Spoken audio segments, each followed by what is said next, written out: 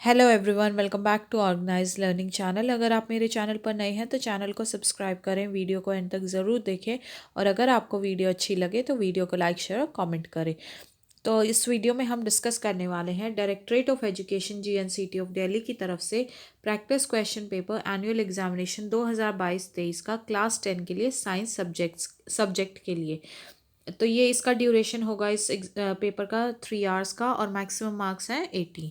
ठीक है, तो कोई भी क्वेश्चन पेपर आपको मिलता है तो सबसे पहला काम है आपको सारी की सारी जनरल इंस्ट्रक्शंस बहुत ध्यान से पढ़नी होती हैं। ठीक है, तो इसके क्वेश्चंस देखते हैं। तो पहला हमारे पास है सेक्शन ए।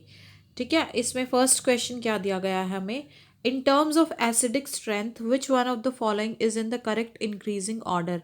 एसिडिक स्ट्रेंथ के हिसाब से ये इनमें से कौन सा सही ऑर्डर इंक्रीजिंग ऑर्डर है, यानी कि सबसे कम एसिड, फिर उससे ज़्यादा एसिडिक, फिर उस सबसे ज़्यादा एसिडिक।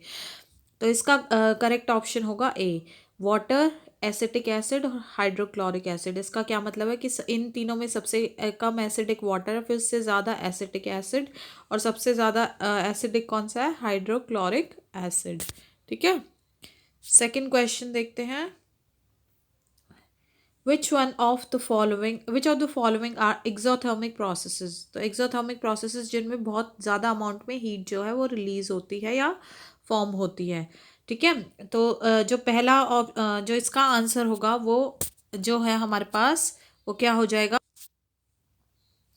वो हो जाएगा हमारे पास ये ऑप्शन नंबर ए, यानी कि 1 और 2। अब ये ऑप्शंस देख लेते हैं कौन कौन से हैं। क्या है, reaction of water with quicklime. जब पानी जो है वो अगर क्विकलाइम के साथ रिएक्ट करेगा तो वो प्रोसेस एक्सोथर्मिक है, क्योंकि उसमें लार्ज अमाउंट में हीट जो है वो रिलीज होती है या प्रोड्यूस होती है।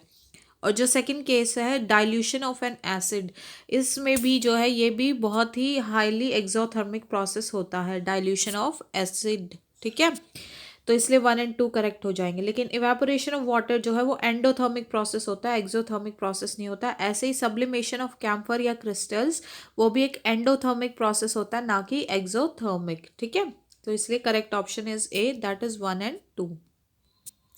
थर्ड क्वेश्चन क्या दिया गया है हमारे पास, reaction between X and Y forms compound Z. X और वाई ने रिएक्ट किया और उन्होंने जेड फॉर्म किया कंपाउंड। एक्स ने इलेक्ट्रॉन्स लूज किए हैं अपने, ठीक है, और वाई ने गेन किए हैं इलेक्ट्रॉन्स। तो which of the following properties is not shown by Z.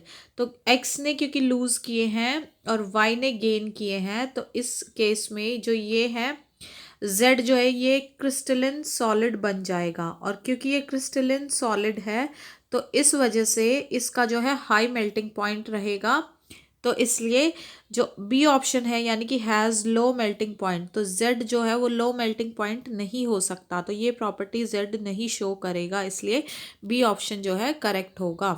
ये सारी प्रॉपर्टीज़ ये शो करेगा, इसका हाई मेल्टिंग पॉइंट रहेगा, ये कंडक्ट करेगा इलेक्ट्रिसिटी को मोल्टन स्टेट में, और ये एक सॉलिड, मैं अभी बताया था कि क्रिस्टलिन सॉलिड के फॉर्म में ये अकर करेगा। ठीक है, नेक्स्ट क्वेश्चन है, the acid having the highest hydrogen ion concentration is one with.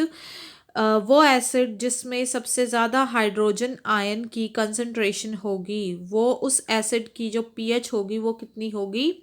तो कंसंट्रेशन जितनी ज़्यादा होगी पीएच जो है वो उतनी ही कम होगी, तो यानी कि उसकी पीएच हो जाएगी 1.8। और क्योंकि ये एसिड है तो 2.5 से कम होते हैं, तो जितना हम कम की तरफ जाते जाएंगे उतनी कॉन्सेंट्रेशन उन एसिड्स की ज़्यादा होगी, तो इसलिए पीएच जो है वो 1.8 होगी। ठीक है, तो B option is correct option. Next question क्या है हमारे पास, an aluminium strip is kept immersed in freshly prepared ferrous sulphate solution taken in a test tube. The change observed is that, एक एल्यूमिनियम की स्ट्रिप ली गई, ठीक है, और उसको एक फ्रेशली प्रिपेयर्ड फेरस सल्फेट का सॉल्यूशन था उसमें इमर्स कर दिया। ठीक है, तो क्या चेंज ऑब्जर्व होगा।